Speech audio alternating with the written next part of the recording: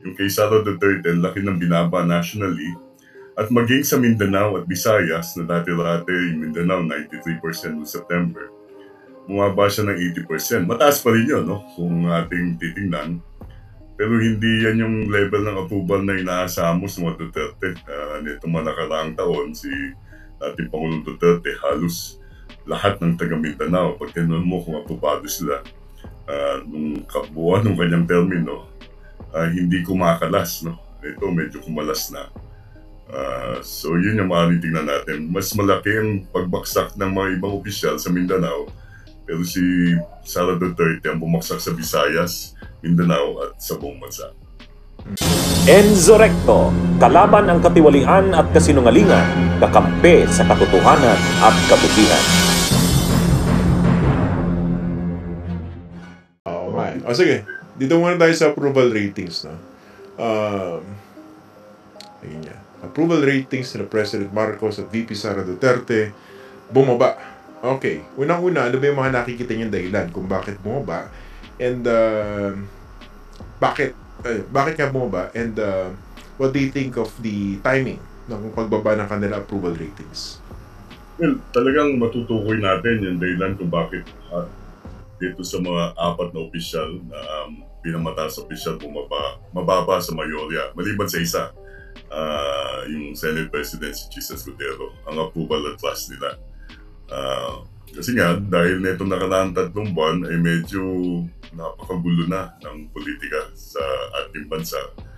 At wala naman sigurong bansa na masisiyahan yung kanilang mga mamamayan kung nag-aaway yung pinakamataas opisyal ng kanilang pamahalaan.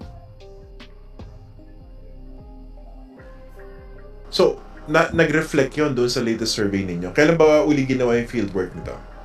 From November 26 to December 3, Christian, kaya nung mga nakaraang buwan, halo-halo na yan eh. Tama na yung impeachment complaints, yung press conference, yung quadcom meetings, at yung mga pahayag mismo ni Bongbong Marcos bilang pagtugon doon sa mga pahayag ni Sara Duterte. So pareho silang tinamaan din sa away na yon.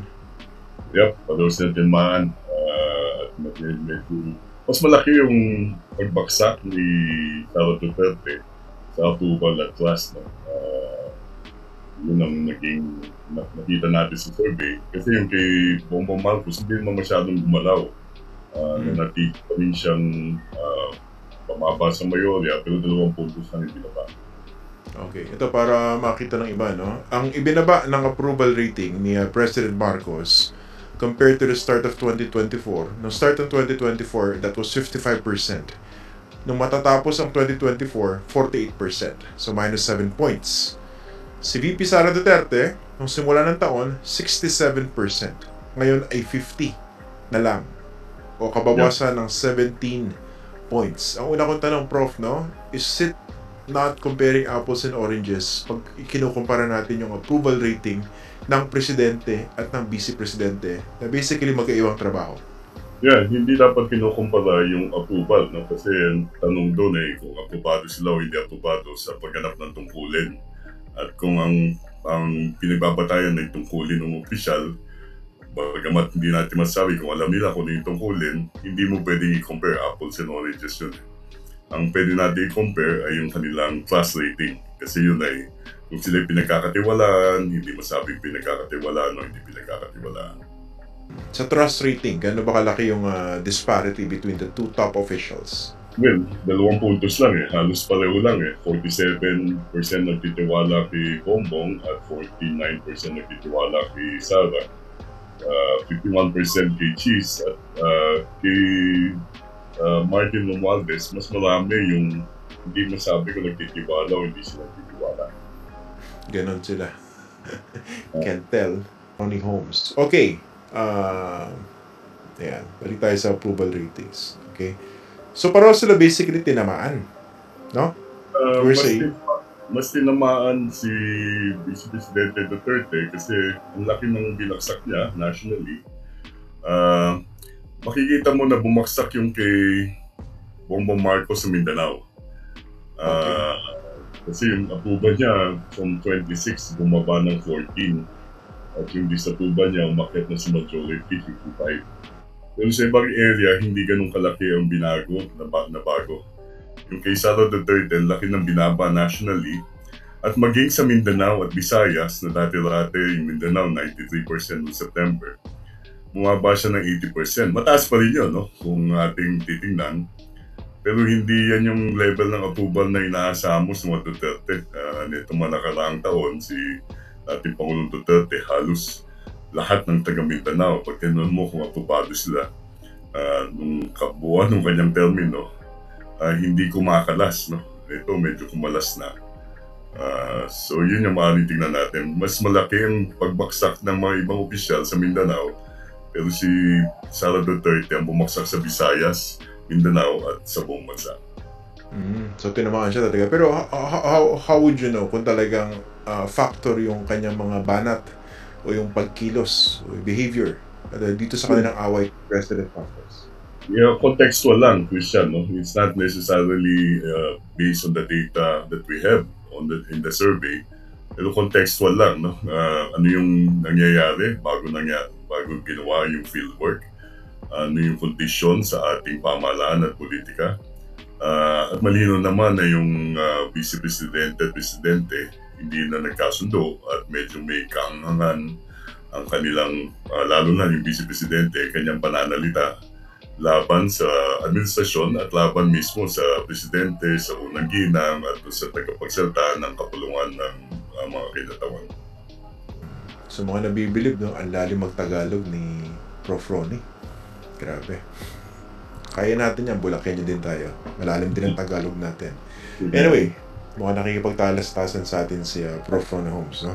Anyway, so basically itong pagbaba na ito ng kanyang approval ratings, itong si Vice President Sara Duterte, kung ikaw yung strategist niya, kung ikaw siya, basically this is something that you cannot ignore. Is that correct? Well, definitely cannot be ignored, and it should have not been ignored earlier, no? When there were slight incremental changes in her approval and class ratings. There could have been a different strategy in terms of responding to what she claims or asserts is political persecution.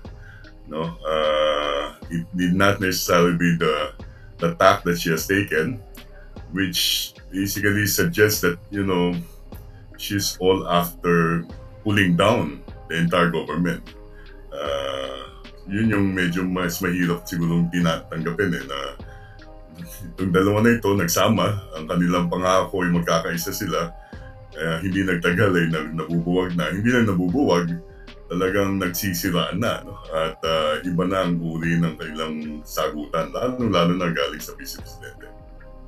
Prof, yung the fact na mas malaki yung tama sa approval rating nitong si Sara Duterte kumpara dun sa approval rating ni President Marcos, does it mean na parang mas malinaw sa mga tao kung sino yung mas aggressor dito, mas aggressive doon sa away ng dalawa? Can that be said? Partly, although Christian, inote mo na, no, na mababa na talaga yung approval at trust ni Presidente Marcos nung pa. So baga tumabla na lang si Sara Duterte kay Bongbong Marcos ngayong survey nito. Medyo lumapit. Humabol siya kumbaga. Lalo-lalo na doon sa pagtitiwala, halos dikit na sila. Dati-dati, mas malaking pagtitiwala siya. Siya ang pinagkakatiwalaang mataas opisyal ng ating pamahalaan. Ngayon, hindi na siya. No? At hindi na mayorya yung class rating niya. At umakyat na sa halos 3 sa 10 Pilipino ang hindi nagtitiwala sa kanya. So, medyo doon, hindi na maganda ang pagtingin ng mamamayan sa kay Bongbong Marcos based on performance and class ratings dahil hindi naman gumalaw. No? It's been less than the majority since September 2024. Pero dahil dito sa away nila, yung Vice Presidente, ang bumaksak rin, no? Yung kanyang approval, and significantly for the second straight time from June to September and then September to December. So basically mas tinatamaan dito yung Vice President doon sa konteksto ng kanilang away. Siguro mas malinaw kung nakita natin na tumaas kahit papano yung approval at trust ratings ng presidente. Doon siguro medyo pwedeng tingnan, mas parang siya yung pinapanigan dito. Tama ba yung ganang pagtingin sa mga ganyang survey? Tama yung ganang pagtingin. Since hindi gumalaw, hindi nag-improve yung approval at trust ng presidente, maaring hindi siya talaga hindi siya nakinabang, no? At hindi rin siya masyadong disbentahe para sa kanya. Ang mas pinapanagot dito sa gaguluhan ay yung vice-presidente. Okay. Ang parang pagbasa ko dito sa pinag-uusapan natin, at least malinaw pa rin pala dito sa ating mga kababayan yung tama at saka mali. Hindi ko sinasabing puro tama yung isang panig, no? Pero kung makakita sila siguro ng obvious na mali, nakikita nila yan. Tama? Yeah, medyo yun. Parang, kasi nga, magulo na di ba? Normally, Christian, actually, hindi ko masyadong inaasahan na babaksak ng gano'n. Kasi normally, pagdating ang Pasko sa aming mga survey, nanatili lang yung approval at trust rating ng mga mataas na opisyal. Pero ito kauna-unahan ng pagkakataon na nakita natin na yung dalawang pinamataas na opisyal, pareho sa kalagitnaan, halos kalagitnaan ng kanilang termino, parehong wala na ang suporta ng mayorya para sa kanila based on performance and trust. Okay, ito naman yung crucial question. Alam natin na mayroong mga isinampang impeachment complaints against the Vice President. Tatlo yun. Kung ako kung ako yung presidente, na ako yung target ng pananakot, death threat nitong Vice President, at gusto kong i-go signal yung impeachment, even quietly, is this the right moment given na bumagsak ng 17 points yung approval rating ng vice-presidente at hindi sila nagkakalayo ng kanilang trust rating? 2-point difference. Well, maaari niyang gawin yan, pero kinakailangan ay masusi niyang pag-aralan kung paano niya makukumbinse yung publiko na itong pamamaraan para mapanagot o talagang dapat panagutin ang vice-presidente at itong legal na pamamaraan kung bakit siya papanagutin. Kasi Christian, di ba, yung borrow public opinion, batay yan sa pagkaunawa nila doon sa ginagawa ng mga opisyal. At ang impeachment nito mga nakaraang taon ay nakita na talagang napaka-political, no? So, maaring ito yung lalo makagulo kung hindi naman magkasundo-sundo yung dalawang kamara o sa isang kamara patungo sa susunod, sa mataas na kamara.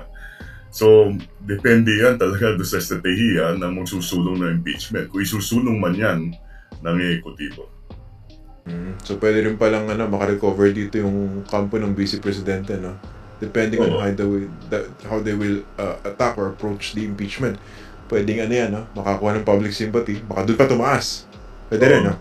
Naalala ko kasi nung nag-impeach kay Chief Justice Corona, meron nung nilabas na expose na may nag-text sa mga miyembro ng mababang kapulungan. Siguro naalala mo yung Christian, no? Parang yung isang mataas na opisyal na mababang kapulungan, tinext yung mga partido niya, party ng mayorya, na hindi na makukuha yung kanilang PDAF kung hindi sila susuporta. Nagkamali dahil tinext Siguro naman natuto na sila na huwag magte-text. O kaya yung magte-text, yung after 30 seconds nawawala. Salamat sa tip, at hindi na screenshot, no? So, mahirap yung impeachment maraming proseso yan, no? So, interlocking yan Kumbaga, maraming bearing na kinakailangan mo siguraduhin na ang pagtakbo niya ay medyo smooth, no?